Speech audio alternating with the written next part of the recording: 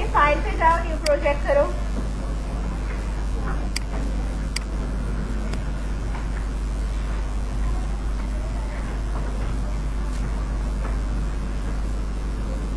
MT लेके MT पे select करना है, देन ओके प्रेस करो।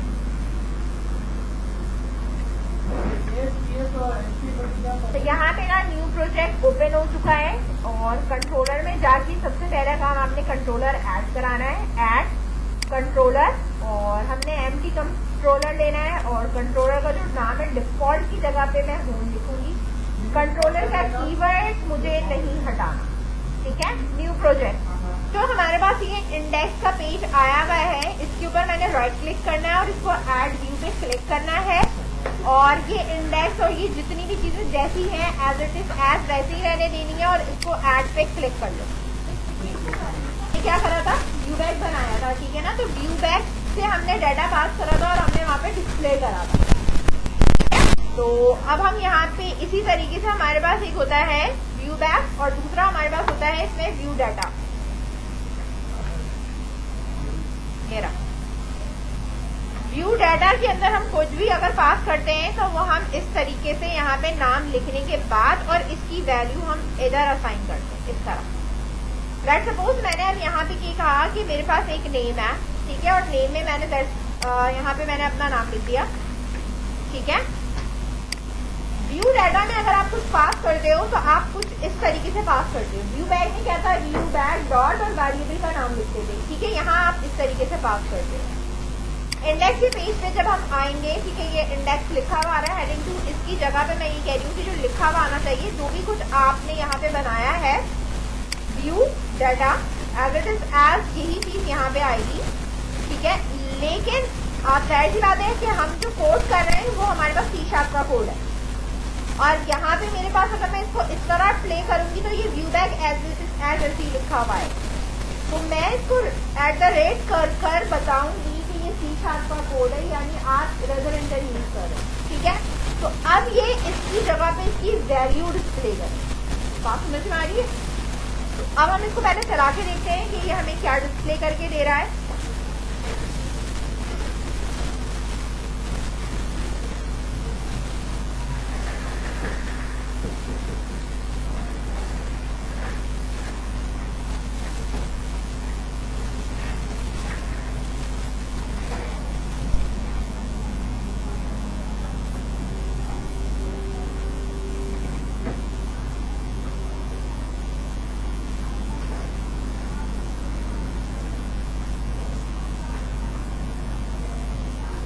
ठीक है, आ रहा है ये लिखा हुआ, ठीक है। तो हमने क्या करा है, व्यू डाटा, अगर मैं @ का सिंबल हटा दूंगी तो व्यू डाटा ये फिर डिस्प्ले जो है वो हमारा फिर कुछ इस तरह हो जाएगा, यानी यही लिखा हुआ हमें नजर आएगा इस तरह, लाइक दिस। समझ में आई बात? तो मुझे इसकी वैल्यू चाहिए, इसलिए मैंने मेंशन करा है कि भाई ये C# का कोड है, रेजर इंजन है, तो आप @ का सिंबल आपने इसके साथ लाजमी लगाना। दूसरी चीज यहाँ पे ये कंट्रोलर से उठा रहा है, कंट्रोलर पे मैंने नाम पास किया। दूसरी चीज यहाँ पे ये है, मेरे पास एक हेडिंग 4 बनी हुई है, मैंने एक अपना ईमेल एड्रेस लिखना है, ठीक है ना।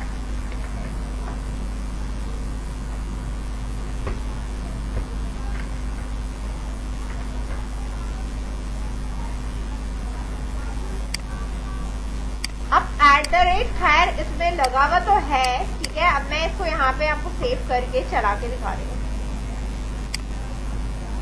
ठीक है। ये वैसी का वैसे ही है, ऐसा कुछ नहीं है। अच्छा, और भी देख लो,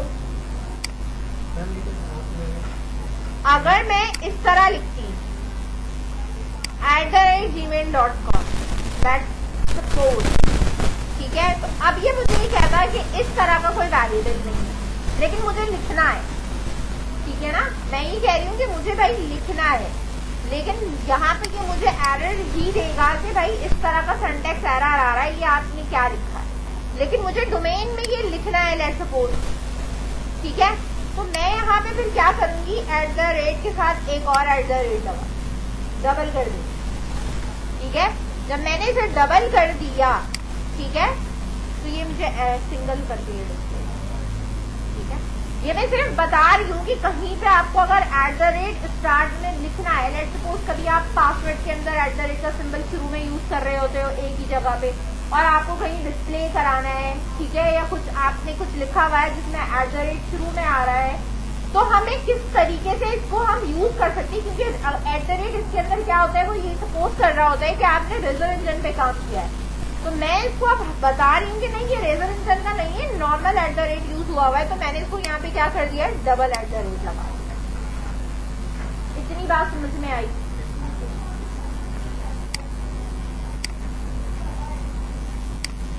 सही है, ये व्यू डाटा है और ये हमारे पास जो है वो यहाँ उठा है। इसी तरीके से व्यू बैक भी हम यूज करते हैं, तो हम व्यू बैक भी यूज करते हैं। दोनों ही हमारे डाटा गैदर करने के लिए यूज किया जाता है, ठीक है। ये डायनेमिक बेसिकली हम ये कहते हैं कि गेट कर रहा होता है, ठीक है, और ये भी अगर आप देखो तो ये डाटा डिक्शनरी होता है, डायनेमिक होता है, गेट एंड सेट दोनों हो रहा होता है, ठीक है। Constraint pass between controller and view हम इस तरीके से भी पास करते हैं, और ये बेसिकली ये भी डायनेमिक वेब पेज के लिए यूज होता है, ठीक है। इसमें ऐसा कोई मेजर फर्क नहीं है, ठीक है। जहां इसका फर्क आएगा वो मैं तुम्हें बताऊंगी कि व्यू बैक और व्यू डाटा में से हमें क्या चीज सिलेक्ट करनी है। हाँ, तो मैंने व्यू डाटा में एक अपना नाम यहाँ पे इस तरीके से मैंने लिख के यहाँ पे रख दिया है, ठीक है। इसी तरीके से मैं यहाँ पे काम करने के लिए सबसे पहले अपनी एप्लीकेशन हम स्टॉप करेंगे। स्टॉप करने के बाद मैं एक यहाँ पे एक स्ट्रिंग एरे ले रही हूँ, ठीक है, और एरे का जो नाम है हमारा वो लेट्स सपोज हमने यहाँ पे लिखा है फ्रूट्स का एरे है, ठीक है, और यहाँ हमने जो है वो फ्रूट्स के नेम लिखे हैं।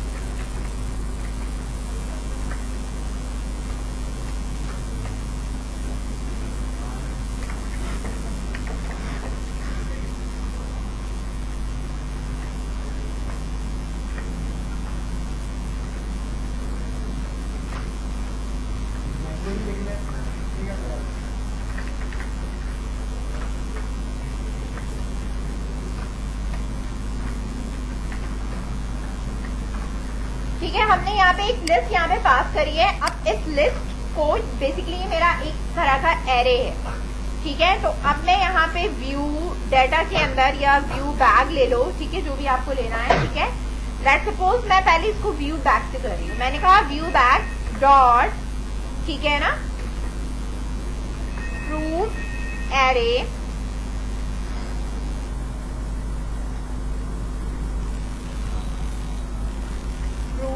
एरे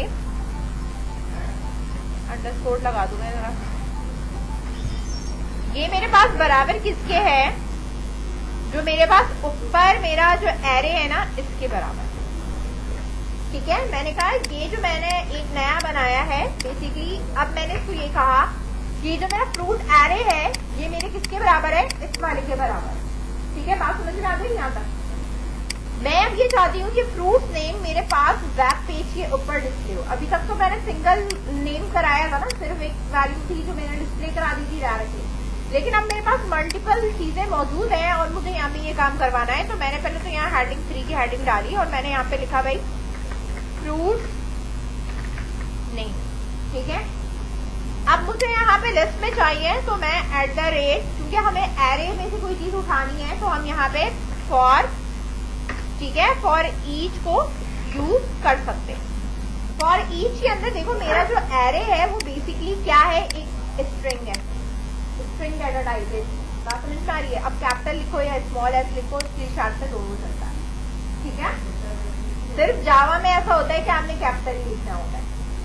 यहाँ पे मैंने कहा कि भाई मेरे पास जो है वो वेरिएबल नहीं है, मेरे पास जो है वो एक स्ट्रिंग है, ठीक है, आइटम है। मेरे पास जो कलेक्शन है वो मेरे पास ये है view bag dot fruit array, सही है। अब इस कलेक्शन का मैंने ये नाम कर दिया। बात समझ में आ रही है? अब यहाँ पे मैंने कहा कि भाई मेरा एक पैराग्राफ है, पैराग्राफ के अंदर मुझे जो है वो फ्रूट का नाम लिखना है, तो मैं यहाँ करूंगी @ आइटम, कि भाई जो भी आइटम है वो मुझे डिस्प्ले कराओ।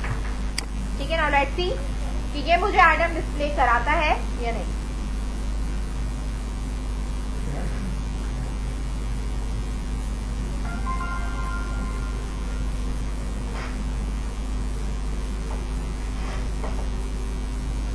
आ रहे हैं मेरे पास।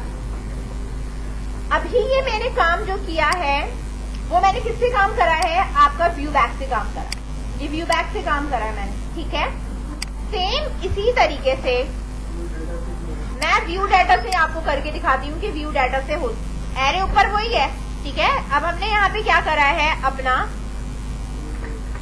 व्यू डाटा, और इस तरह करने के बाद मैं इसके अंदर इसका नाम रखूंगी फ्रूट एरे। ठीक है, और ये मेरे पास बराबर किसके, जो ऊपर मेरे पास मौजूद है। ठीक है, सेम चीज इसको भी पास करिए। क्लियर है? अब आप इधर आ जाओ, ये वाला जो काम है ना, as it is as copy करा मैंने, इसके नीचे पेस्ट कर दिया। अब ये व्यू बैक फ्रूट एरे नहीं बनाऊंगी, मैं क्या करूंगी, व्यू डाटा करके मैंने इसको कॉपी करा, और कॉपी करके मैंने इसकी जगह पे जो मेरी कलेक्शन की थी, इसकी जगह पे मैंने इसको पेस्ट करा। बात समझ में आई? अब ये देखो, अब ये कहता है कि ये जो ऑब्जेक्ट टाइप है ना, बात समझ में आ रही है? ठीक है, for each statement can not operate on a variable of the object because object does not contain a public definition for a get. ये व्यू बैक तो आपका एरे ले लेता है, लेकिन अगर मैं इसकी बात करूं, ठीक है, तो ये आप डायरेक्टली इसमें से चीजों को गेट नहीं कर, ठीक है ना, मतलब इसको मैं डायरेक्टली इस तरह यूज नहीं करता। बात समझ में आ रही है? तो दोनों में फर्क है। सिंगल वैल्यू होती तो मैं यहाँ पे पास कर देती, लेकिन ये आपसे यहाँ पे खुद कह रहा है कि पब्लिक डेफिनेशन फॉर गेट की नंबरेटर इसमें नहीं लगा। अगर मैं इससे पास करना चाह रही हूँ और इससे मैं डिस्प्ले कराना चाह रही हूँ, तो मुझे डिफरेंट तरीके से काम करना होगा। दोनों पे सेम मेथड सेम चीज अप्लाई नहीं होगा। बात समझ गए? ठीक है, इसलिए मैंने इसको यहाँ से अभी रेज कर दिया है, और इसको अभी फिलहाल यही लिखे रहने दो। ठीक है, नहीं, मैं अगर इसको कमेंट भी कर दूं ना तो भी कोई फर्क नहीं पड़ेगा। व्यू डाटा एरे लेके नहीं जाएगा, मल्टीपल वैल्यूज लेके जानी है तो आप व्यू बैग में लेके जाओ। बता दी, ठीक है, आप फिलहाल इतना करो। देख सकते हो इस व्यू डाटा के अंदर मुझे ये बताने की जरूरत पड़ती है कि ये जो व्यू डाटा है इसमें सिंगल वैल्यू नहीं है, इसमें मल्टीपल वैल्यू मौजूद है, और इसकी जो डाटा टाइप है वो क्या है, स्ट्रिंग है। ठीक है, अब मैं इस चीज को सेव कर यहाँ पे अगर मैं इसको रन करती हूँ तो एप्लीकेशन के ऊपर आपको जो है वो दो दफा आपको लिस्ट नजर आएगी, एक व्यू बैक से और एक व्यू डाटा से। आपको रन करके चला के दिखाते हैं।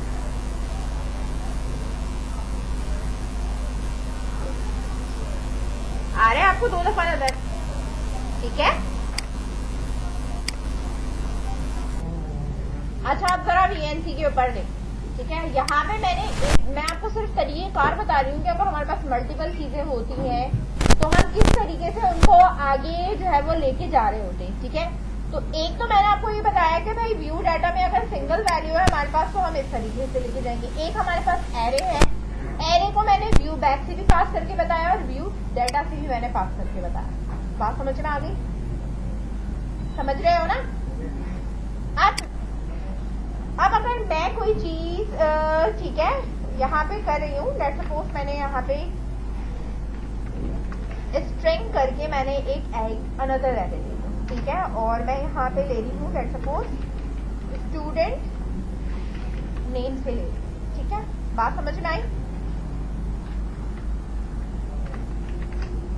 नॉर्मली हमारे पास जो एरे लेने का तरीकेकार है, जिस तरह हम लेते आए हैं, ठीक है, हमने अभी वैसे ही लेना है। ठीक है, लेट्स सपोज मैंने कहा कि मेरे पास जो है वो 5 स्टूडेंट तक का रिकॉर्ड मैंने रखना है।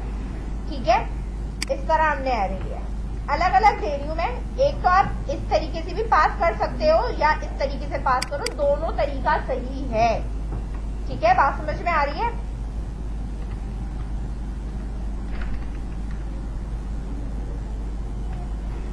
अब ये इंडेक्स के हिसाब से मैं आपको बता रही हूं।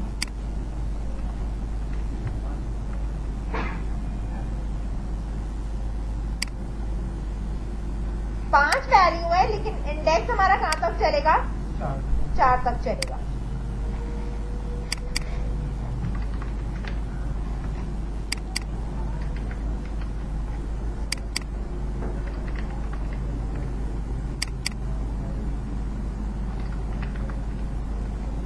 सही है।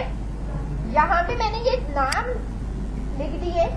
अब ये वाली जो वैल्यूज है मैंने यहाँ पे इधर व्यू के अंदर या ब्रैकेट के अंदर जाके मैं पास कर रही हूँ, ना व्यू बैग में ना व्यू डाटा किसी में नहीं रख रही, मैंने डायरेक्टली यहाँ पे पास कर दी। समझ में आई बात? मैंने क्या कहा? रिटर्न व्यू करो तो इसको लेकर जाना है कहाँ पे? व्यू पे लेके जाना है। ना व्यू बैग से मैंने पास कर रही है, ना मैंने व्यू डाटा से पास किया है।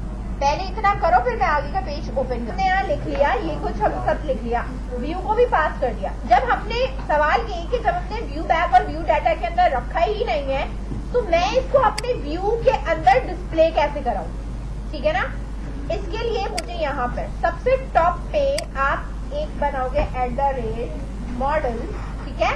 और इस मॉडल को मैंने यहाँ पे नाम दिया है स्ट्रिंग का, कि मेरे पास एक स्ट्रिंग का मॉडल है। मुझे यहाँ टर्मिनेटर लगाने की किसी भी चीज की जरूरत नहीं है कि मैं यहाँ पे जो है वो उसको टर्मिनेटर लगाऊं, ठीक है?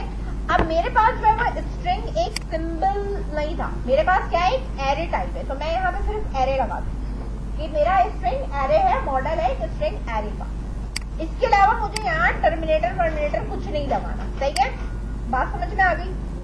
अब आप नीचे आ जाओ।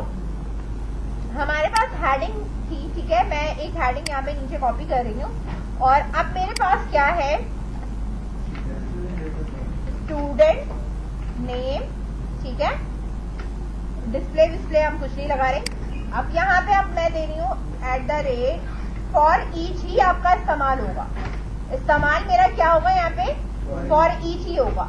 अब मेरे पास ये स्ट्रिंग ही रहेगा। आइटम लिखना, आइटम लिख लो, या यहाँ पे लिखना है std नेम, तो आप ये भी चेंज कर सकते हो। कलेक्शन अब मेरे पास क्या है? बात दरअसल हमारे पास ये है कि मेरे पास जो अब कलेक्शन है वो मेरे पास है मॉडल। मॉडल का मतलब है कि मेरे पास एक स्ट्रिंग टाइप की कलेक्शन है जो कि यहाँ से पिक होकर आ रही होगी, ठीक है? अब मैंने यहाँ पैराग्राफ लिया और इसके अंदर @ लगाया और मैंने कहा यहाँ पे std नेम, ये वाला वैल्यू, ठीक है? ये मैंने इसको यहाँ पे लिख लिया। सही है? इसको मैंने सिर्फ मॉडल का है, मॉडल में ये खुद ही पिक कर लेगा कि जो स्ट्रिंग रिसीव हुआ है ये उसकी बात होगी।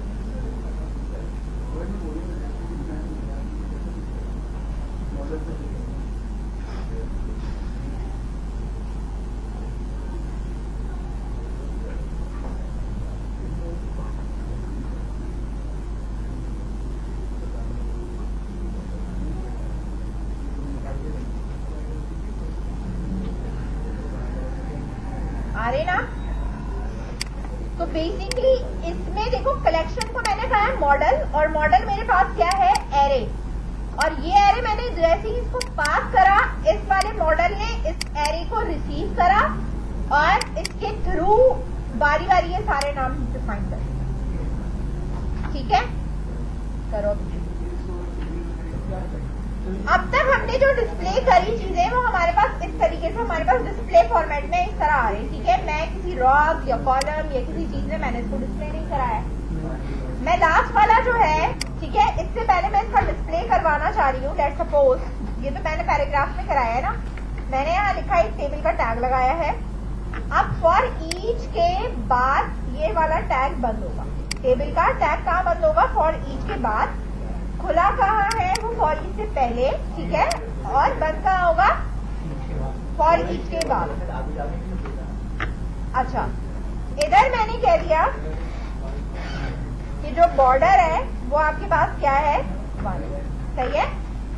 और स्टाइल का टैग लगा लो इसके अंदर, और यहाँ हम डिफाइन कर देते हैं कि हमारे पास जो विड्थ है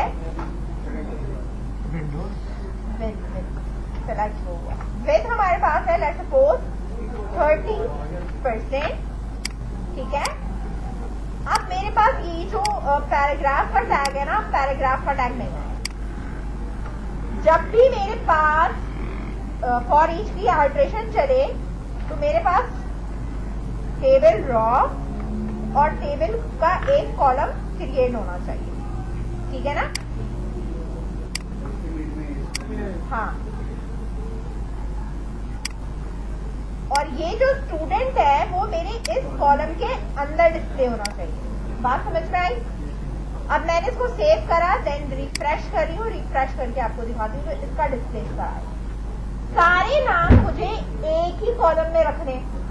लेट्स सपोज मुझे सारे नाम एक ही कॉलम के अंदर रखने, ठीक है। मतलब मैं यहाँ सीधा देखना चाह रही हूँ, तो फिर मैं क्या करूंगी, इस रॉ को एक रो में देखना। हाँ, बाहर मैंने क्रिएट कर दिया। इस रॉ को मैं कहाँ ले जाऊंगी, फॉर ई से बाहर की तरफ, टेबल के अंदर। हाँ, मतलब वही ना। मैंने अब कहा कि रॉ, अब सिर्फ फॉर ई से क्या क्रिएट हो रहा है, कॉलम। समझ में आ रही बात? रॉ नहीं हो रही, पहले रॉ हो रही थी और एक कॉलम हो रहा था। अब क्या हो रहा है, एक ही रॉ के अंदर मल्टीपल कॉलम्स आ रहे हैं। समझ में आई बात? तो अब आपकी अपनी मर्जी है कि सारी चीजें इस तरह डिस्प्ले करानी है। अगर सिर्फ नाम है तो आप इस तरह डिस्प्ले करा सकते हो, लेकिन अगर मेरे पास मल्टी डाटा है, मल्टी डाटा का मतलब मेरे पास ये होता है, अभी मैंने आपको जितना भी काम कराया वो सिंगल डायमेंशन एरे की बात काम है, ठीक है। तो अगर हम मल्टी डायमेंशन में करते तो स्टूडेंट के नाम के साथ साथ उसका बैच कोड भी हो, उसका एनरोलमेंट नंबर भी हो, बाकी सारी चीजें भी हो। बात समझ में आई है? तो अभी सिंपल जो काम है वो हमने सिंगल डायमेंशन पे किया, समझ गए? यहां तक कोई इश्यू है?